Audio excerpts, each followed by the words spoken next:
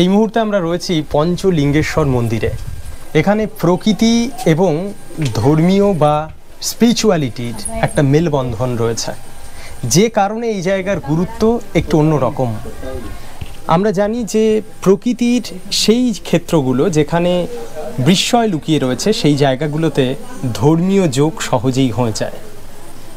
এখানে এই spiritual thought কি সুন্দরভাবে বিকাশ লাভ করেছে এবং পুরোটাই প্রকৃতির অনবদ্য খেলার মধ্যে দিয়ে। এই যে আপনারা দেখতে পাচ্ছেন যে অংশটা, এটা হলো একটি নন পেরিনিয়াল নদীর একটা ক্ষেত্র, বা বলা যেতে পারে নদী উপত্যকাও।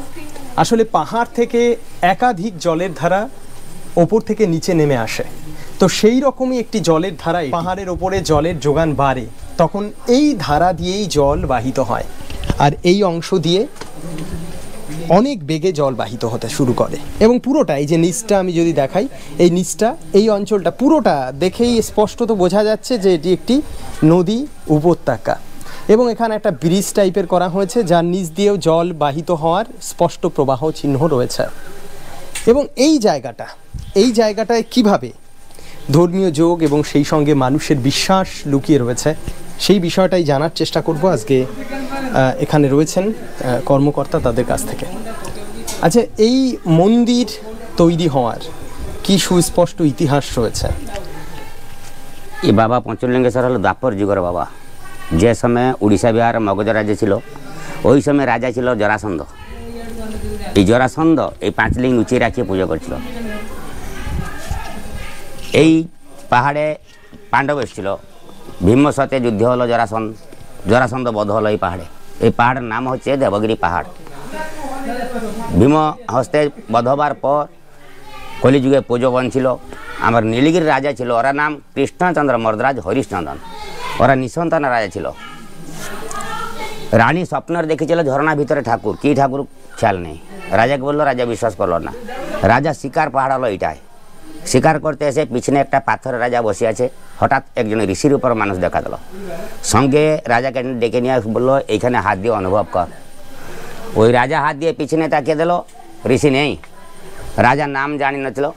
ওই যে শূন্যবাণী হলো যে আমার নাম পঞ্চলিঙ্গেশ্বর, এই নামে পুজো কর, নিশ্চয় সন্তান হবে। এই যে ঠাকুরমশাই এখন বসে পুজো করছে, ওই প্রথমে কলিযুগে ওই বংশধর পুজো করেলো, রাজার 3 ছেলে হলো। কলিযুগে বিশ্বাস বাড়লো। এই কোভিড কটকনার আগে আপনার কলকাতার একজন মা, এটা বেশি দিন না, এটা 4 বছর আগে, এই সত্য প্রমাণ। একটা বাস এসে হোটেল থাকলো, পুরী যাবার জন্য এসেছিল, যেতে পারলো না, এখানে থাকলো, তারপর জন যাবে। ও 12 জন সকাল চান করতে চলে আসলো উপরে। ওর সঙ্গে বয়স্ক মা भी চলে আসছে, তাহলে 13 জন।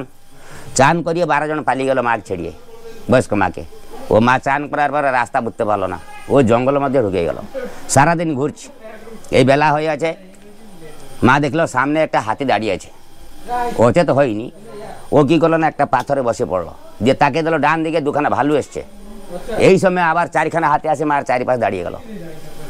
সারা রাতি মা হাতি মাঝখানে বসে আছে, এই 5খানা হাতি সারা রাতি দাঁড়িয়ে আছে। ওই হাতি 5খানা কে বলো?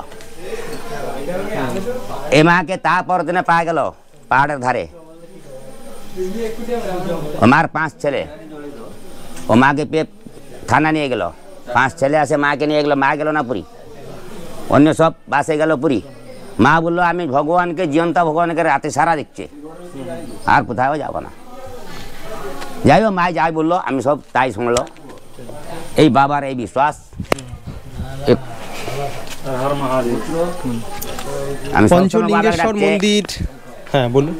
বাবাকে সবসময় আমি হাত জোড়ে ডাকছে, বাবা জগৎ রক্ষা কর, সবাইকে সুস্থ রাখ।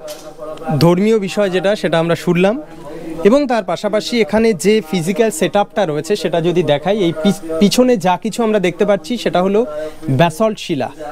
এবং এখানে আবহবিকার বা ওয়েদারিংয়ের যে প্রসেস আমরা দেখতে পাচ্ছি সেটা হলো পুরোটাই প্রস্তরচায়ী খণ্ডীকরণ, অর্থাৎ বড় বড় প্রস্তর খণ্ড ডেভেলপ করেছে উষ্ণতার বৈষম্যমূলক প্রভাবের ফলে, এবং আবহবিকার এখানে স্পষ্ট তো লক্ষ্য করা যাচ্ছে। এবং আমরা জানি যে কখনো কখনো গ্রানাইট শিলার সারফেসের ওপরে এবং অংশত কখনো ব্যাসল্টিক সারফেসের উপরেও দেখা যায়, যাকে ওয়েদারিং পিট বলা হয়। তো এইরকম একটি ওয়েদারিং পিট রয়েছে এখানে। সেই ওয়েদারিং পিটের ওপরেই কিন্তু জল রয়েছে প্রচুর, এখানে বেশ খানিকটা জল রয়েছে, যে জল টাচ করে এখানে এসে যে ধর্মীয় টান, সেই ধর্মীয় টানে। এবং এখান দিয়েই কিন্তু বর্ষাকালে প্রচুর পরিমাণে জলের ধারা বাহিত হয়। যদি জানার চেষ্টা করি যে বর্ষাকালে কেমন হয় এখানকার চিত্রটা। এখানে বর্ষাকালে জলের তাণ্ডব, এই সময় আসলে সবাইকে বাবাকে হাত দিতে পারে না, কিন্তু তার সিনিয়রটা দেখতে সবাইকে আনন্দ লাগে।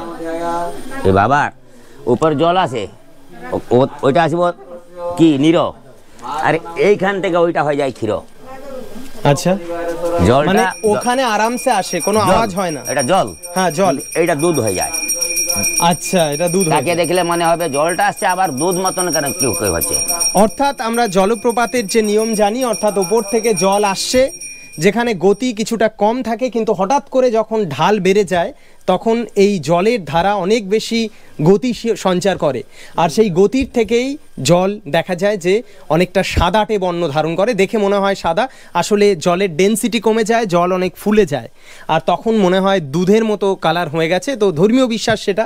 এবং ওভারঅল এই জায়গার চিত্রটা এইরকম হয়ে যায় বর্ষাকালে, কারণ আমরা যেখানে রয়েছি সেটা পুরোটাই একটা নদী উপত্যকা বলা চলে, এবং অবশ্যই নন পেরিনিয়াল রিভার, অর্থাৎ কেবলমাত্র বর্ষাকালে যখন পাহাড়ে জলের যোগান বাড়ে তখন এখান দিয়ে জল বাহিত হয়, এবং তার ইঙ্গিত স্পষ্টত এখানে লক্ষ্য করা যাচ্ছে। এবং বলবো যে এই জায়গায় এই মন্দিরের দেখভালের দায়িত্বে এখন কারা রয়েছেন পুরো বিষয়টা? হ্যাঁ, ট্রান্সপোর্ট। আচ্ছা, মোটামুটি দর্শক বা যারা পুণ্যার্থী তারা কত আসে? প্রচুর আসে নাকি? সেরকম হিসাব করি হবে না, একদিনে 500 আসে, একদিনে 5000, একদিনে 50,000। আচ্ছা, সময় নিয়ে। আচ্ছা, এই জায়গায় কি মানুষ কিছু করেছে, মানে পরে পাথর কাটা বা কিছু কিছু করেন? যা এইগুলো কাজ হচ্ছে, এই পাশে কাটা কিছু কাটাকুটি কিছু হয়নি, কাটাকুটি কিছু হয়নি। অর্থাৎ যা কিছু আমরা দেখতে পাচ্ছি পুরোটা ন্যাচারাল, এখানে কিন্তু কোনো আর্টিফিশিয়ালিটি নেই যে মন্দির তৈরি করার জন্য পরে কিছু কাটা হয়েছে, এমনটা নয়। এবং এই জায়গা থেকেই যে জায়গাটা স্পষ্ট হয়, আমাদের ভারতবর্ষের প্রত্যেক ফিজিক্যাল চ্যালেঞ্জ যে এরিয়াগুলো রয়েছে, পাহাড় এবং সমুদ্র বা যেখানেই হোক, পাহাড় বিশেষ করে পাহাড়ের উঁচু উঁচু পিক, যে জায়গাগুলোতে কিন্তু মন্দির তৈরি হয়। এবং এটা তৈরি হওয়ার একটা পজিটিভ দিক রয়েছে, সেটা হলো এই প্রাকৃতিক বিষয়গুলো আমরা কিছুটা টাচ করতে পারি, কারণ এখানে মন্দির হয়েছে বলে মানুষ কিন্তু ছুটে আসছে, প্রচুর মানুষ ছুটে আসছে। কিন্তু যদি এখানে এই ধর্মীয় যোগটা না হতো তাহলে মানুষ এই জায়গায় আসতো না, এবং এই যে প্রকৃতির যে একটা চিত্র, সেই চিত্রকে অনুভব করতে পারতো না। হয়তো যারা ভূগোলকে ভালোবাসে তারা বিষয়গুলোকে ফাইন্ড আউট করতো, বা হয়তো সেটা অজানাই থেকে যেত। তাই এই ধর্মীয় যোগ অংশত কিন্তু পজিটিভ, এবং অবশ্যই যারা এই পুরো বিষয়টাকে বিশ্বাস করে তাদের বিশ্বাসে কোনো আঘাত না হেনে অবশ্যই বলতে হবে যে এর মধ্যে একটা হয়তো অদ্বিতীয় শক্তি রয়েছে, যে শক্তি আমাদের সকলের অজানা। যাদের ইচ্ছে রয়েছে এখানে আসতেই পারেন। ধর্মীয় এবং প্রকৃতির মেলবন্ধনে তৈরি হওয়া এই পঞ্চলিঙ্গেশ্বরী মন্দিরে, যেটা আমরা দেখলাম এবং দেখানোর চেষ্টা করলাম এই পর্বের ভিডিওতে। এই যে জল আছে, এই জলের তলায় আছে বাবা। একজন আসো, যাও, একজন যাও, ব্যাগটা রাখ বাবা। এইখানে ডান পাটা বাড়ি দাও। ডান পা? হ্যাঁ, রাইট। আচ্ছা, রাইট। আচ্ছা, হাত দিয়ে অনুভব করো লিঙ্গ কটা আছে। চারদিকে হাত ঘুরিয়ে দাও।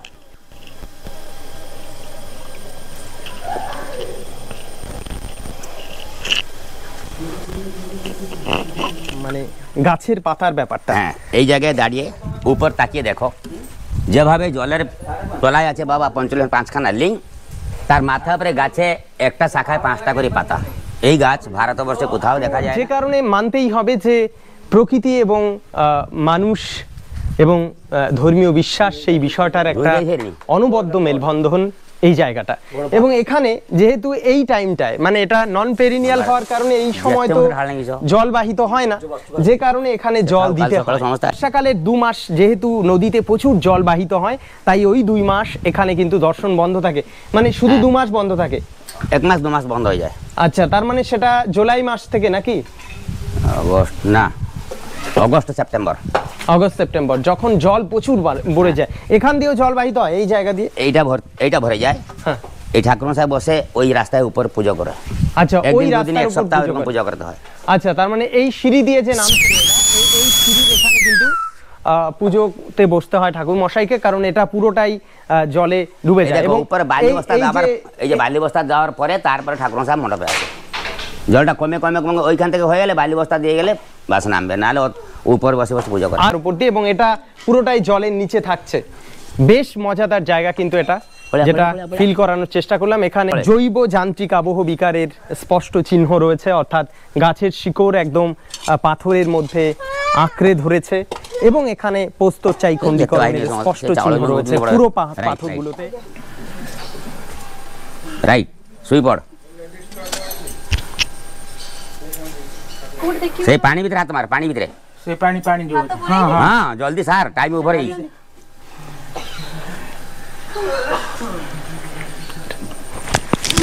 এইভাবেই ভক্তমণ্ডলীরা আসেন এবং এই যে পঞ্চলিঙ্গ তার উপরে হাত রাখেন এবং তার মনস্কামনার জন্য অবশ্যই প্রার্থনা করেন। তো এটাই এখানকার ট্র্যাডিশন। এইভাবে পরপর ডান পা ওখানে দেন, ডান পা দেওয়ার পর তারপরে পঞ্চলিঙ্গের যে উপর সেটার উপর হাত রাখেন।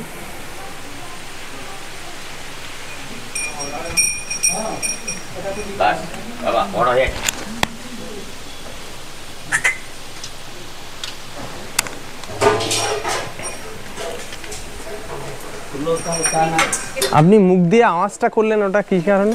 টাইম হয়ে গেল, ওভার হয়ে গেল। সহজে এই জায়গা থেকে বোঝা যাচ্ছে যে কিভাবে পুরোটাই তৈরি হয়েছে নদী উপত্যকার উপরে, অর্থাৎ একটা নন পেরিনিয়াল রিভার যেটা উপর থেকে পাহাড়ের ওপর থেকে নেমে আসে, সেই জলের ধারার ওপরেই কিন্তু তৈরি হয়েছে এই পঞ্চলিঙ্গেশ্বর মন্দির, যেটা আপনাদের এই মুহূর্তে দেখালাম। এবং দুপাশ দিয়ে রয়েছে একাধিক ব্যাসল্ট এবং গ্রানাইট শিলার টুকরো, যেখানে আবহ বিকার প্রক্রিয়া স্পষ্টত অনুভব করা যাচ্ছে।